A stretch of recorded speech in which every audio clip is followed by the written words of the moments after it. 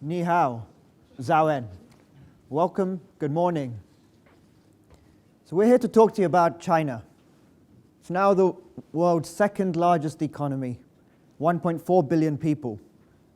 And the one thing we wanted to talk to you about today, as they find themselves in this middle income position at the moment, is whether they can continue and go onward with this transition. Actually, will it be a struggle? So what we're going to do is we're going to have a brief snapshot of some of these challenges. Then at the same time, try and give you a bit of background on the belief system and the institutional framework which has shaped Chinese society today. Then go into more detail into each of these challenges, offer some potential solutions, and also offer two very different, perhaps even controversial scenarios, and engage you to think about these two offerings. So in terms of today, China has grown at about 9.5% today since 1978 in terms of GDP growth. It is phenomenal growth. But this velocity of change has a cost. And some of the challenges China is facing today include the demographic change. Believe it or not, from this year onwards, China's working age population will actually be declining. This will have impacts not only for public health costs, but also labor shortage in key sectors. At the same time, this change has caused significant environmental impact across air, land, and water. Again, this impacts not only healthcare costs, but also puts significant pressure on natural resources and the surrounding environment. Income inequality and both geographic inequality continues to increase in China. We have to ask ourselves, is this a cause for future social unrest? At the same time, this also has implications for domestic consumption in different regions, particularly when the government is now trying to gear this economy to a consumption-driven economy as opposed to investment-driven. At the same time, we suffer from increasing wage inflation, which is hitting labor costs in China. And overall, the global competitiveness of China today is actually decreasing. Questionably, we also think there is an education imbalance. The education system needs to start fostering more creativity and innovation to actually gear China to really transition towards forward growth. So we ask ourselves, actually, what has happened to get China to where it is today? So up until 2008, due to technology and significant productivity improvements, China saw massive increases in productivity, and you could see this in the GDP growth. From 2009 to 2014, China also grew very strongly, nearing double-digit growth rates. But this was done slightly differently. This really came from mobilization of labor, at the same time with significant increases in both government and corporate expenditure, not productivity. And a lot of this expenditure has actually been financed through debt. So in the end, what we see over this last period, the 2009 to 2014 period, has been investment-driven growth. Today, actually, what we see is something very different. China finds itself with an aging, declining workforce. It has 4% unemployment today, which is a tight labor market, and high levels of debt. To continue to grow, it actually needs to increase productivity, and it needs to increase it quickly. So if it manages to do this and at the same time gear its economy to be more consumption-driven as opposed to investment-driven, in the ideal world, we will start to see an economy which is now driven by productivity as opposed to pure investment. So now, having given that summary, let's just quickly touch on some of the key belief systems which have shaped China today. So tracing back to 600 BC, the key philosophies of Confucianism, Taoism, and Buddhism, we believe, have actually created the philosophy which you can see in Chinese culture today. In 1949, the Chinese Communist Party provided the key atheist ethos which prevails society as well. In 1978, religious freedom has been allowed, allowing key religions such as Christianity and Buddhism and Catholicism to also flourish. But all in all these different philosophies give us some similar things actually. When you look at it, they emphasize discipline, they emphasize harmony, they emphasize collective thinking, and also the value of education. What we then imply is actually these beliefs have actually led to an acceptance in Chinese society of a powerful and centralized government system. 7 members of the Standing Committee have basic control to dictate all decisions that prevail throughout the whole country. It is unbelievable power. At the same time, this kind of system actually allows for efficient and very quick implementation of both national and local reform, because regions can also be empowered for execution purposes. So the way we've seen the key three periods through this time has been as follows. In 1949 onwards, we characterized the beginning of industrialization in China. Although the last 10 years of this, 1966 to 76, with the Cultural Revolution, did see a period of economic idleness and cultural stagnation. However, the socialist market was created in 78 and resulted in significant agricultural and industrial reform, inward foreign direct investment, which was booming, and the creation of special economic zones. China as we know it today, as the world factory in 2002, really came into being once China entered the World Trade Organization in 2001, and has also opened its borders to more international trade, and also moved the economy from being a labor-intensive to a more capital-intensive economy. Now I'm going to pass on to Rita to go into some of these key challenges in a bit more detail. Thank you, Hirsch. Can you hear me? Okay. So I will talk about key challenges that China facing today. So the key challenges now China facing is about demographic change. China passed one-child policy back in 1980 to slow down their social, economic, and environmental issues. So they target to lower down their population to 700 million by 2080. So actually they succeed to have only population growth about 0.7% now. However, they foresee to have other issues, which is, first one is aging population, and the second one is about labor shortage. So when you see the chart here, you can see clearly by 2050, they will have serious aging population issues. And there is a forecast set from 2014 to 2050, their average worker to retire ratio will down from 7.2 to 2.2, which means only 2 people need to take care of 1 retired person by 2050. And the second key challenge is about rising inequality. Just like Hirsch mentioned, there had a reform back in 1978. Since the reform, their income distribution equality increased a lot. For example, in 2007, 70% of the wealth only held by 0.8% of household. And in terms of Gini index, it's the highest point go to 0.43, which is higher than 0.4 warning level set by the United Nations. So in terms of equality, it's not only happen between top and bottom 20%, but also rural and urban.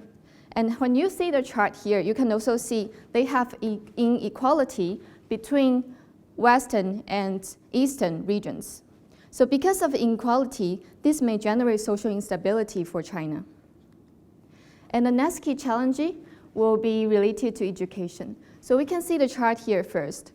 Regarding their education, we can see that both school enrollment of primary and secondary percentage increase while GDP increase. However, their education is still associated with outdated concept, which means their youth population is still lack of innovation and entrepreneurial spirit. So if China, they want to increase their domestic consumption, they need to switch their mindset from saving to consumption mindset. Because of this talent mismatch, actually potentially increase their cost of business and also decrease their potential business growth. And the next is a well-known issue in China. In the past years, they grew a lot in terms of economy. However, they didn't pay much attention in terms of environment protection. So they have some issues in the environment. The first issue is about air quality. Only 8 out of 74 cities pass air quality standard. And in terms of water, over 50% of water cannot be used, not to mention 500 million of rural population, they are drinking contaminated water. Last but not least, about land. 40% of land is affected by the soil erosion. So all these environmental issues cause their healthcare cost increase significantly. So when you see the chart here, you can see they increased a lot in the past few years. So because of environmental issues, their social security and insurance costs increase as well. So the last key challenges in the labor in the markets area will be overall competitiveness. We all know that China's labor costs increase a lot, like year on year in the past. So this is actually one of the results why their overall competitiveness is decreasing. And the second thing is 2/3 of their GDP growth is generated from capital investment, which cannot sustain in the long run. So in order to increase their output, they need to increase their productivity. However, they have some challenges to increase their productivity. The first one is their regulations still limited into foreign and private sectors, which means most of their investments still allocated to state-owned enterprise instead of more efficiently utilized by private sectors. And the second is about their innovation. They still behind in terms of compared to other countries. So they need to invest more in R&D sector. And the third is about huge population gap. This is compared to other countries such as the United States. So if they don't increase their productivity, then they will continue to decrease their overall competitiveness. So I just covered labor in the market, part of key challenges. Now we will switch to economic part. The first one is GDP growth.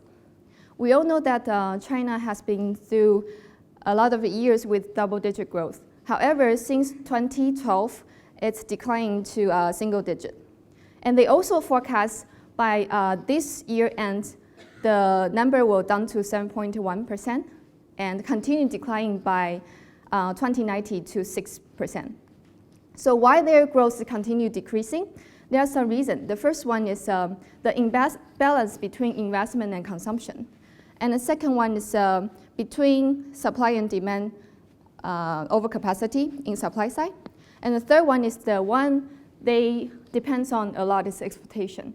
So export actually decline a lot. If you see the chart here, it's the black line. So if they want to continue increase in terms of GDP, they need to drive up their consumption, not only rural, but also urban. And instead of heavily invest in the infrastructure, the green line here. So the second key challenges in economy will be related to high debt and the low inflation. When we see the chart here, you can see from 2007 to 2014, their debt increased tremendously. And 30% of the debt is generated from shadow banking. And also the other key reason is about real estate bubble. And in terms of low inflation, it's about inflation rate is only about 1.5%, generated from two reasons. The first reason is about relatively low capacity that I mentioned earlier, supply and demand overcapacity issue. And the second one is inefficient of a state-owned enterprise. So although China, they already did something to monitor stimulation policy, try to fix the problem, but they need to find more ways in terms of to fix the high debt and the low inflation because these two actually limited the flexibility for China to move to consumption economy. So next, Frederick will talk about the potential solutions for the key challenges I mentioned above. Thank you, Rita. So my fellow colleague walked you through some of the key challenges that China is facing. So now we'd like to look at some potential solutions. And towards the end, we'll look at two scenarios. And in one of them, I'll try to be a bit provocative to stir up a little bit of a debate. So the first one is looking at how does China transition from being an efficient economy into an innovation-driven economy. So the first part is looking at market regulation. So what role should the government be taking within markets? Currently, it's doing quite a lot in resource allocation, but it should move more towards regulation. So when you look at upstream sectors, land, energy, and capital, these are sectors that have acquired a lot of debt and not so much in productivity. So within these sectors, we believe that there can be quite a lot of reform, opening it up. including SOEs. So SOEs have not done so well in the last recent years because of productivity and debt. And we believe that part of it is because it's been building up assets. So when you look at return on assets, SOEs are double the amount of private companies. And then the third one is looking at loosening FDI and stock exchanges regulation. China is below average within Asia for FDI flows. And this is because of the restrictions placed on foreign companies, but also because of the fact that,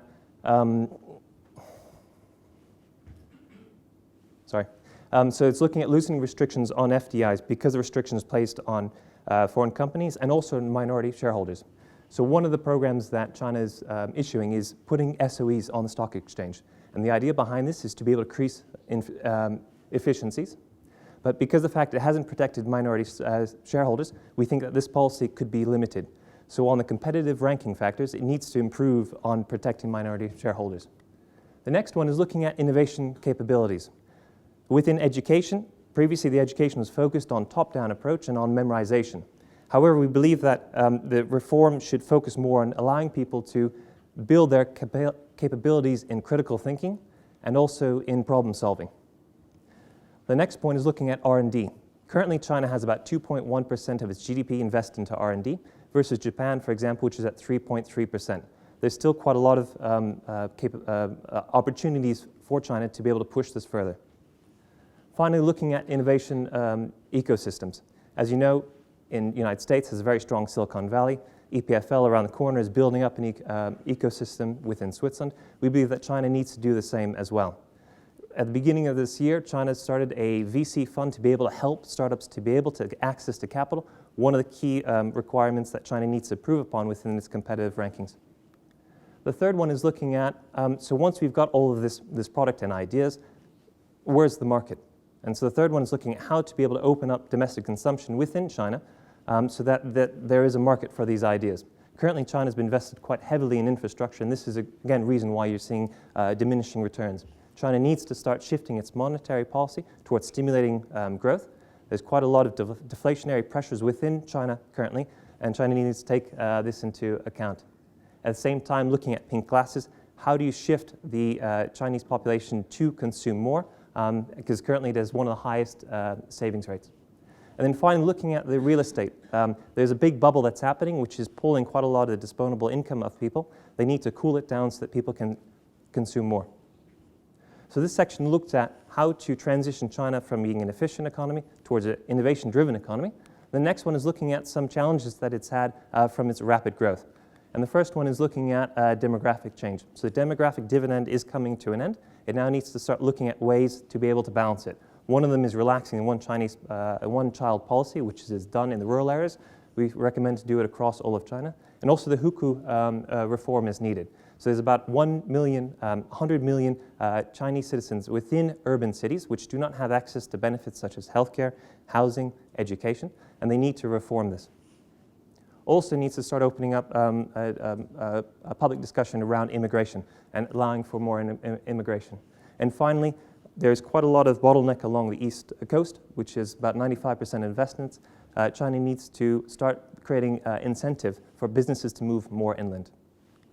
The next one is looking at curbing rising inequality.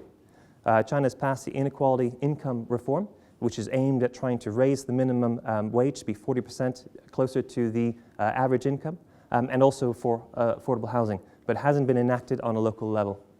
At the same time, SOEs have been watering down reform for the social dividend, so currently it's around about 5%, it needs to increase to 10 to 30%. And then finally, looking at property and wealth tax. Because of quite a lot of officials have quite a lot of properties, they've been resisting change, and this hasn't been implemented, and we believe that this is another solution. And then finally, looking at environmental regulation. At the beginning of this year, it enacted an environmental law, which is looking at the holistic governance and also how to implement things at a local level to be able to give more teeth to legislators to be able to stop those who are breaking the law. However, there's still a fragmentation of the governance, and the local players are quite strong, which has been resisting these changes. Then finally, looking at green industries, you have seen in the FT recently that they talked about by 2020 that China will have potentially a larger renewable sector than its current usage of coal, which will be a phenomenal shift. So we believe that these are three areas where you can find solutions to be able to help out with some of the rising inequality and changes within China. So let's look at two potential scenarios. So the first one is looking at successful reform. Because unemployment's at 4%, most of the productivity is going to come from innovation and better use of high-skilled laborers. And at the same time, you'll see that there will be an increase in consumption because of monetary policies. We've already walked through how this is going to happen from education, which needs to bring in a more skilled labor force, but at the same time also doing reforms within the mindset, so within families and within society, to be able to move more towards creative thinking. We worked through the rest of that, but the reason why we believe that this can happen is because of China's central government and long-term planning. We believe that China can move through the middle-income trap because of, for example, the anti-corruption policy, where the current president has been able to remove quite a lot of blockers that the previous Hu government could not overcome, and has also created committees to be able to allow these reforms to be pushed through. Being more provocative, on a scenario where China is not able to implement reform, you'll see unemployment rise, productivity decline, and you'll see that the consumption policies that they've been trying to enact doesn't take off. So what happens? You lose the competitive cost competitiveness because of the rising input from upstream sectors and also from wages. You then see declining growth, which goes below the magical 8%, which the government believed needed to be able to retain legitimacy to hold the whole entire country together. You start seeing the real estate bubble collapse. You start seeing the financial sector collapse, which sort of becomes quite familiar with US and EU. You then start looking at social unrest. So within the western side of the country, there's quite a lot of tensions already. And then you start seeing the fragmentation of the country. So for example, what happens if the western side goes independent, Taiwan decides to go independent, China then needs to retain its power with the government, so then it starts using military force, and then how does that pull in other actors internationally? And we believe that this could happen because there is resistance to change. So when you look at the hukou reforms within cities, the journalists do not write about it because that would mean that they would lose some of their benefits as well. So there's a closed society, some of these reforms might not happen. And of course, China is trying to communicate harmony, but there is some areas within China that is quite contentious. Now, we believe that the first scenario is going to happen. We believe it's going to happen slowly because China has the fear of what happened with the USSR, with Washington consensus shock therapy, where it collapsed. So I think that China will take reforms gradually and steadily, and with the strength of central government, that they will succeed in transferring from an efficient economy to an innovation-driven economy. So thank you, and we'll open up to questions.